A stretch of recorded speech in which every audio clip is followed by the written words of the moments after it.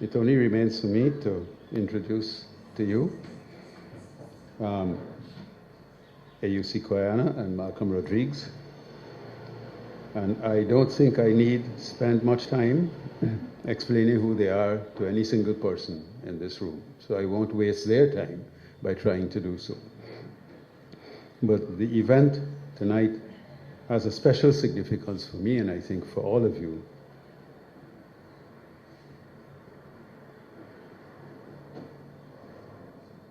Because Eusi is back with us.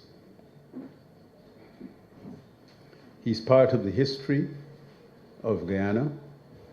He's part of my history and the history of everyone in this room. And he is still making it at the age of 89. I'm very happy to see. Eusi's career, if one can call it that, I prefer to call it his commitment. Thank you. Don't mention it. Has been through many turns and byways, geographically, on the social and political spectrum of Guyana. He has been a member of this group, a founder of the other. He has resigned from a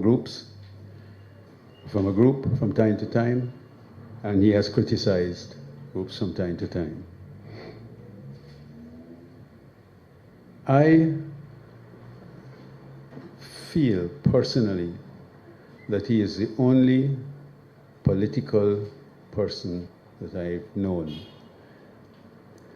in which I have no problem about his organizational meanderings, because I know the star he sails by, and that star is a commitment to certain ideals which he has never, ever deserted or abandoned. Where the organizations do not live up to those ideals or turn against those ideals or in any way shame those ideals, they don't have a Eusi anymore with him. I think he confers on the commission that is sitting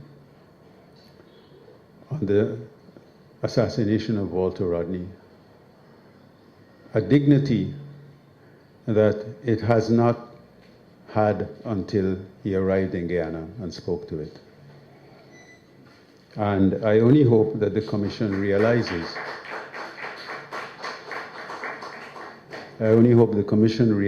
this and acts with the respect that that situation, that event is due.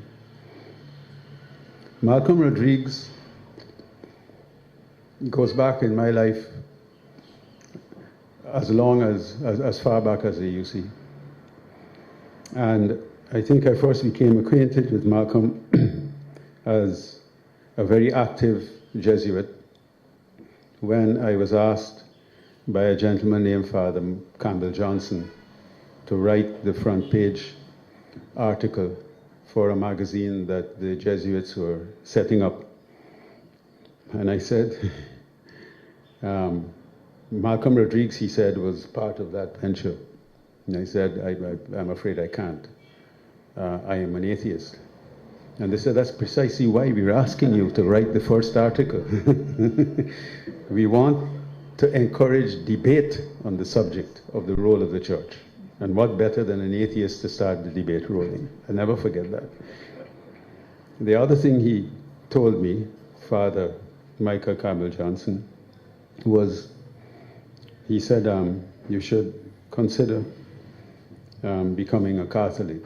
And I said, but Father, I don't believe in God. I've told you that already. He said, what does that have to do with it?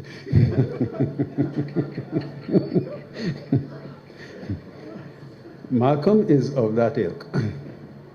He is a convinced and ardent Jesuit who nonetheless is not religious in the sense that many people, few Jesuits I agree, but many priests are.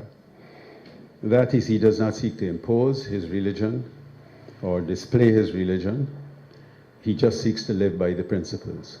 So those two gentlemen sitting next to each other may seem different, but they are connected very vitally